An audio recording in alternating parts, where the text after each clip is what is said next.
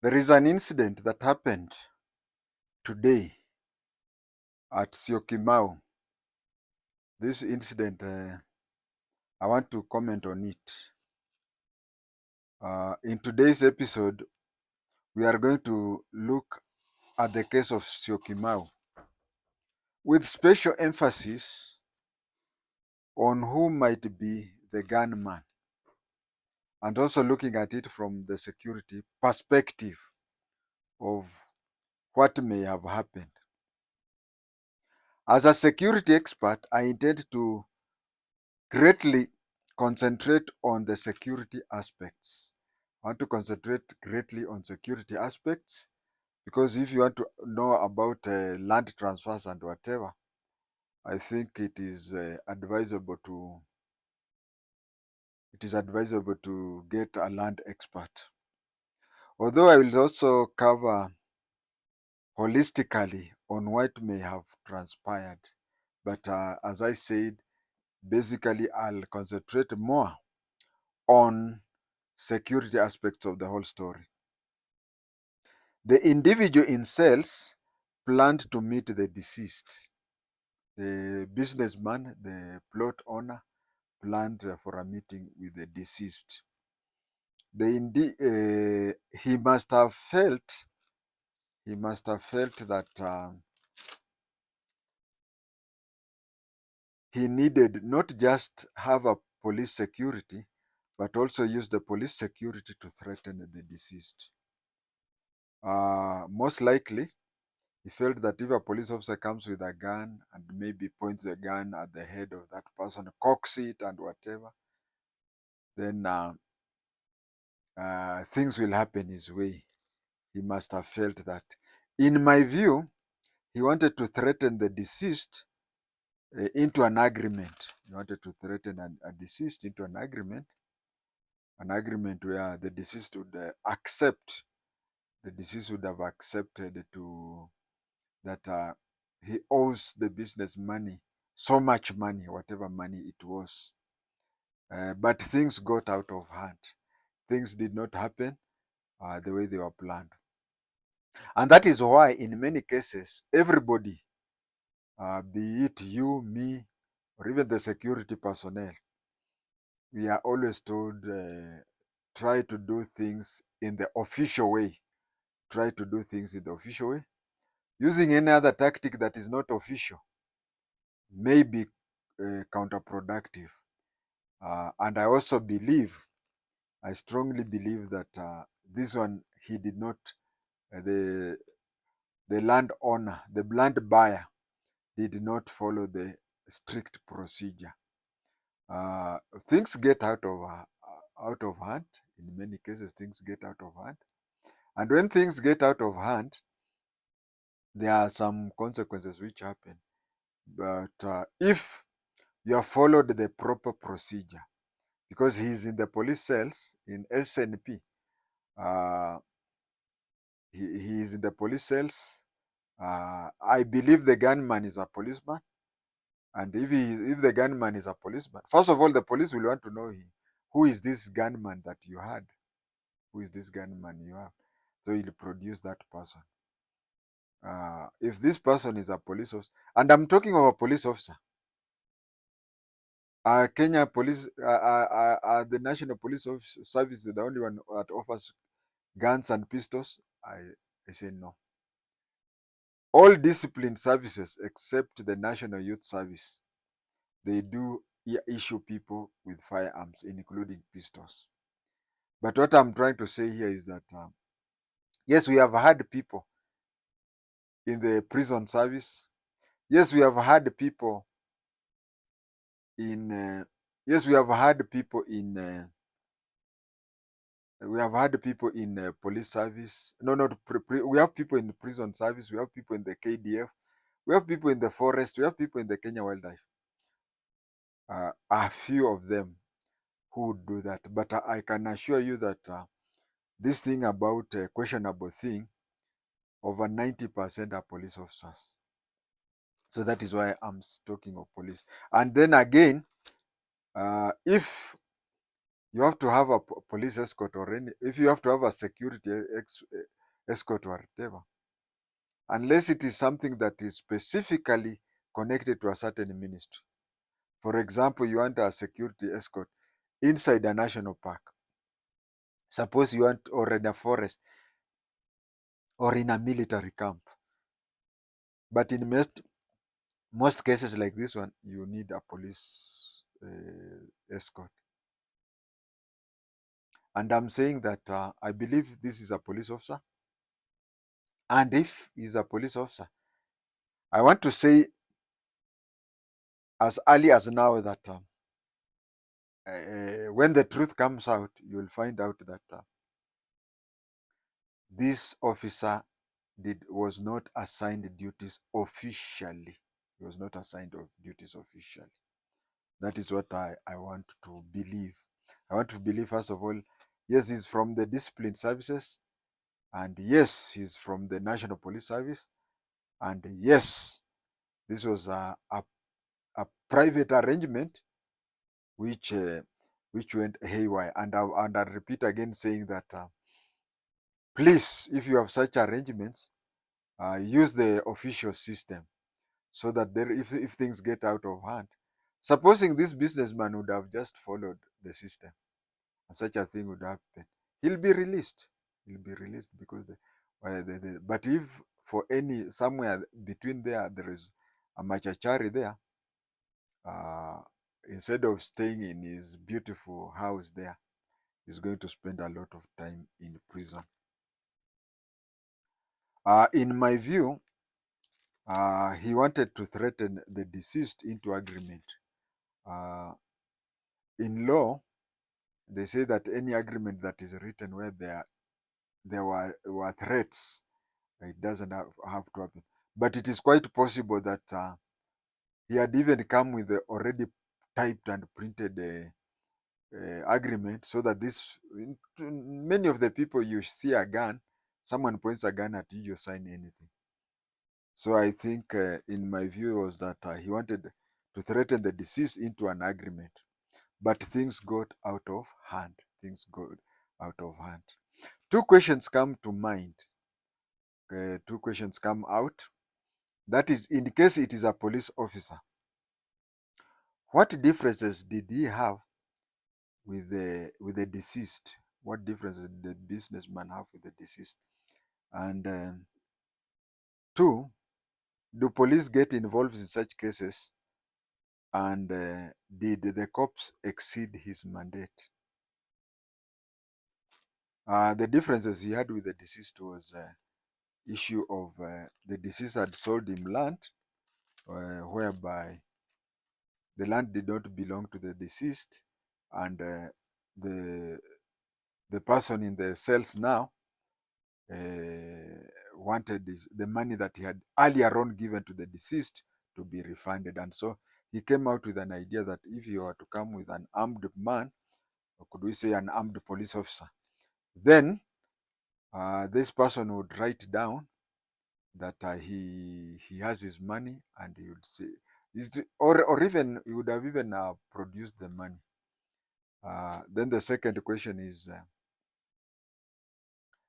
did the person in cell follow the right procedure?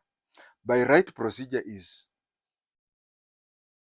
we reach a stage where it is known that the deceased conned him of money for that plot. He bought land. He had to pay the rightful owner for, yani he paid for the land twice. Paid for the land twice. So and I want to believe it is quite possible that the rightful owner may have demanded more money than the rightful owner may have demanded more money than what he got from the deceased, for two reasons.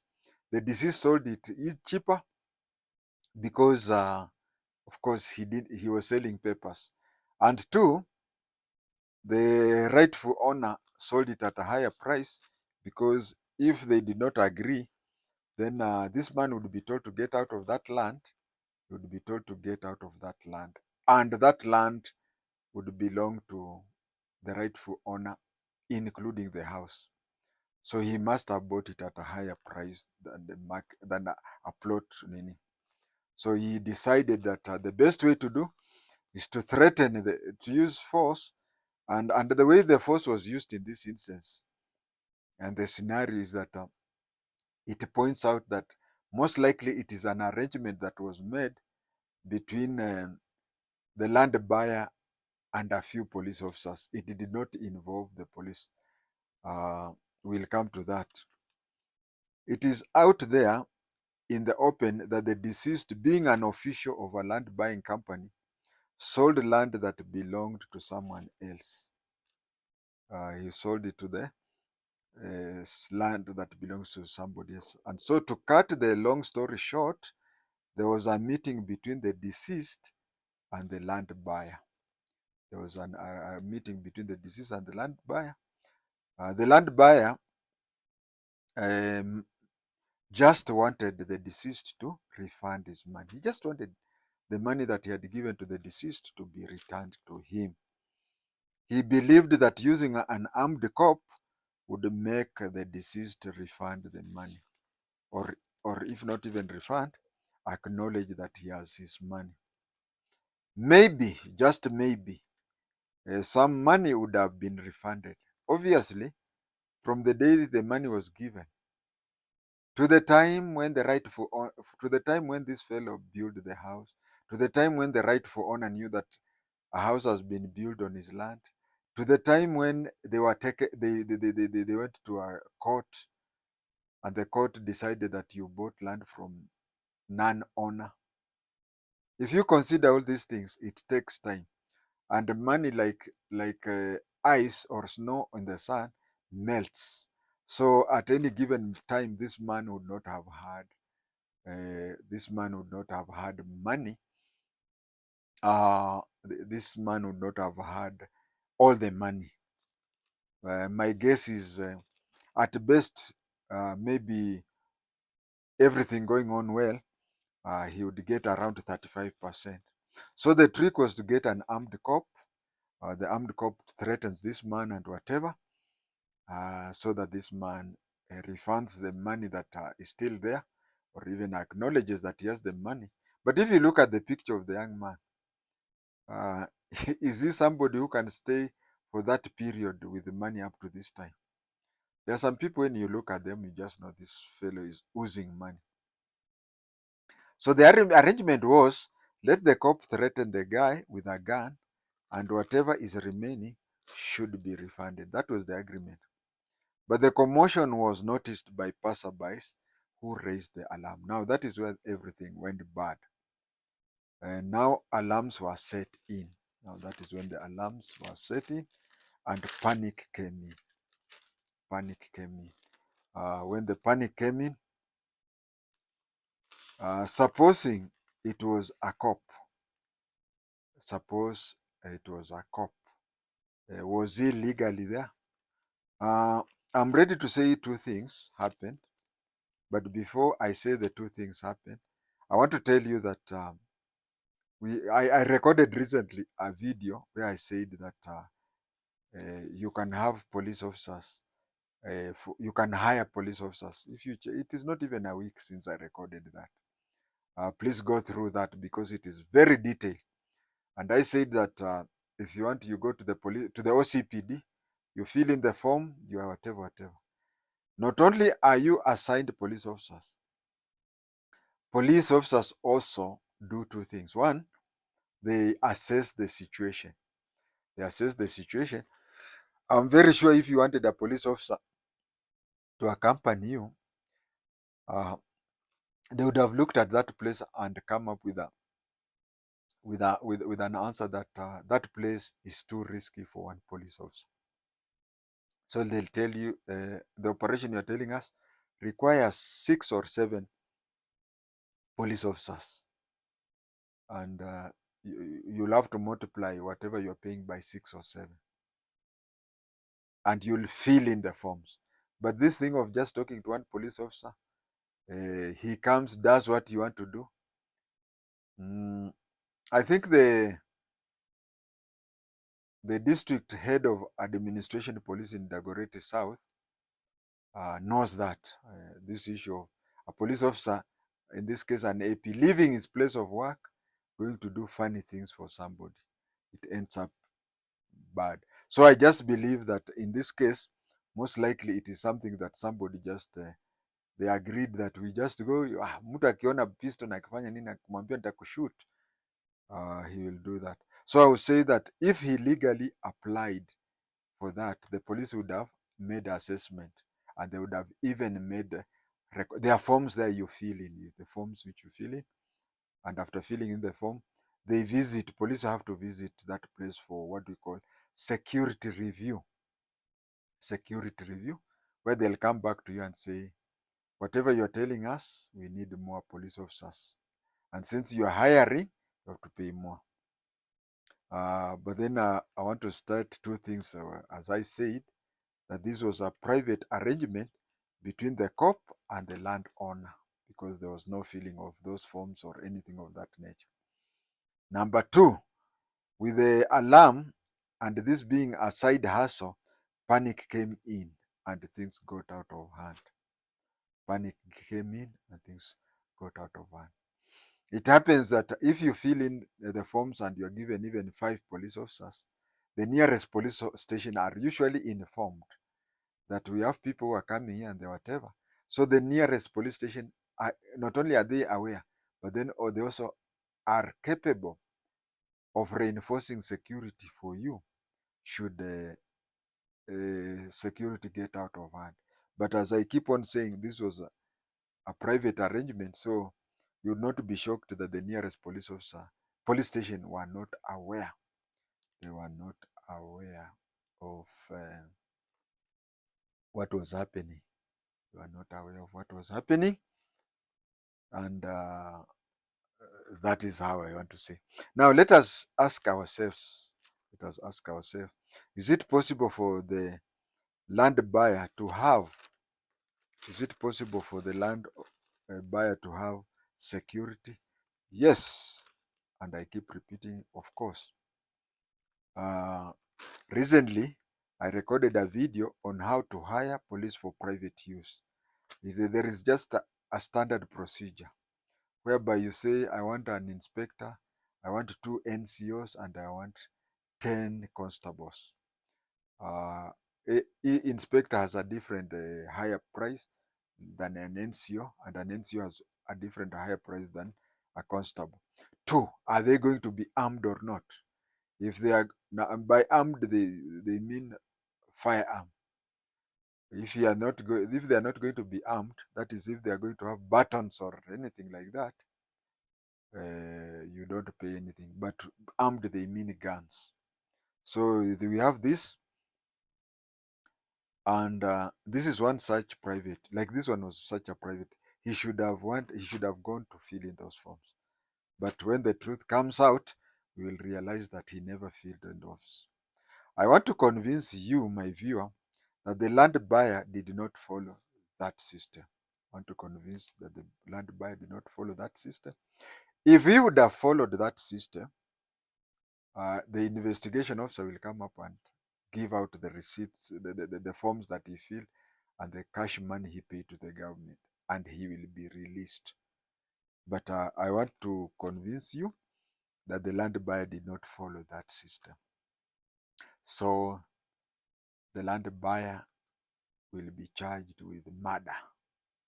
Will be charged with murder.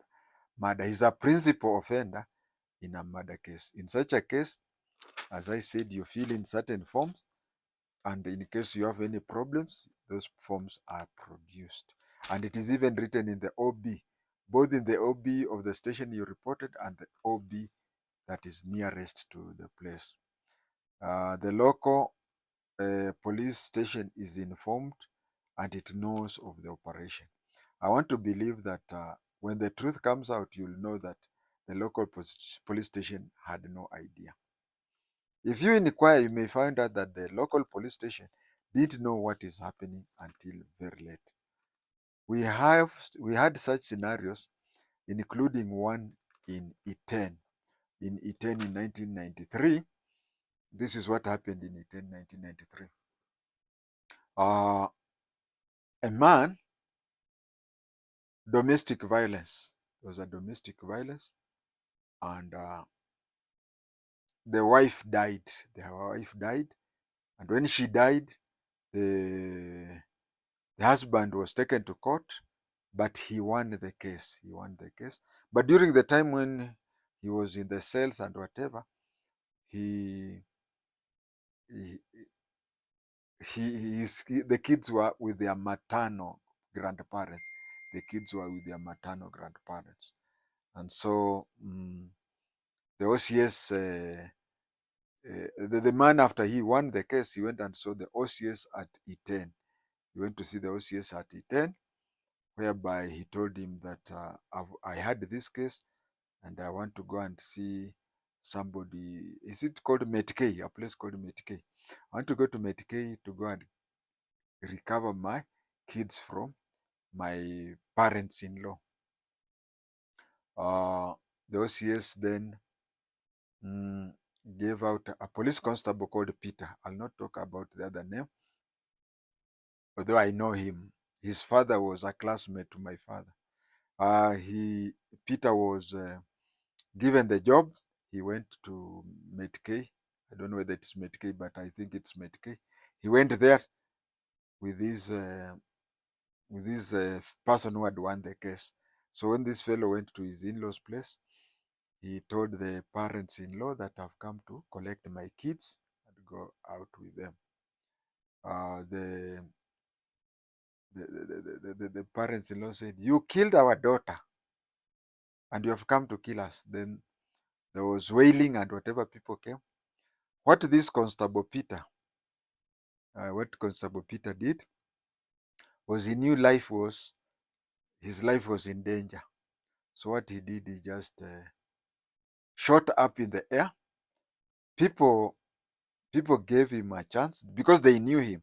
That was his police station, and he was one of the crime branch officers there. So when he shot in the air, people gave him way. He went and left that man there. That man died there. The mob justice killed him. So there was a lot of problems there. I said Constable Peter's father and my father were classmates in primary school. And what he did was, he just told the people that I was instructed by the OCS to come here, and I wrote in the OB. So when he was asked, did they fill in the forms of private use of police or whatever, he said that is the work of the OCS. What happened to the OCS? He was supposed to go for a promotional course. He was passed over. He didn't do, and he was then transferred to Band Forest from E10. So these things, as I said, we have had such scenarios, including the one I've just said in 1993 in E10. So it is not something new. Arrangements with cops who are your personal friends, and with such an arrangement, your money is returned, at least most of it. If you go to the police station and say, I want to go and maybe like that one, I want to go and demand my children, and maybe the police would have even involved the local chief, whatever. But a person just comes and feels that a person comes and feels that it is cheaper just talking to the police aside and whatever, and it is even quicker. But when things go haywire, and I've seen, like the case I reported to the AP in Dagoretti South. By then it was Dagoretti, now it has been cut into two, it's Dagoretti South. You find that somebody who hires police out of the procedure, he boasts and does whatever, and even the gun is trying to show now. But what I want to say is that you never know about the deceased. We especially lawyers, we really praise those who are dead and whatever, they become saints. But everybody will die, and the day you'll die, if you're a lawyer, you'll become a saint. So it just happened that they tried to extract money from somebody who is mali ngumu. And that is what I said, that once you have made your own arrangement, you get most of the money, you give the police what you agreed with, you give the police what you have agreed it, and then move on. But that is what happens in many of the cases, because Kenyans, they see a police officer armed, uh, he'll agree to anything. But then I said the deceased may have been a hard nut to crack. May have been a hard nut to crack. And also we have to understand that bypassers also, because what bypassers saw was somebody in civilian with a gun towards, if it is somebody in police uniform, one would say, okay, maybe those must be police. But when it is an incident where someone is in civilian with a pistol, bypassers would think that that person is a crook, or it's a case of carjacking or something like that. I've given you an incident that happened in 1993 in A10, but my experience is that even with East Africa, not East Africa, even with, that's the problem with reading notes, even with the anti-corruption and even with IPOA, then the cases of hiring a police are very easy nowadays. Hiring a police officer to do the dirty job for you nowadays is very, very cheap, as even compared during the 1990s. If I were to meet Murkomen, or if Murkomen was to watch this video, I would tell him, Sibula Mesu, Sibula Mesu. Sibula Mesu is a Congolese. There is Congo country and Congo, the language. Just like we have Uganda country and Luganda language. So we have Congo as two countries, and then we have a language called Kikongo. Kikongo. Just like the two Congos were called Congo because of Congo language or Congo tribe, the same way Uganda was named after Buganda tribe, and it is just one of the tribes in Uganda. And even Kikongo, even Congo tribe is a language that is a language and tribe in the two countries. So if Murkomen would have known that language, I would have told Sibila Mesu, Sibila Mesu. But Sibila Mesu in Kikongo means fungua macho, fungua macho. Do something for this. Let us be sincere to both the police and the civilians. Thank you and God bless you.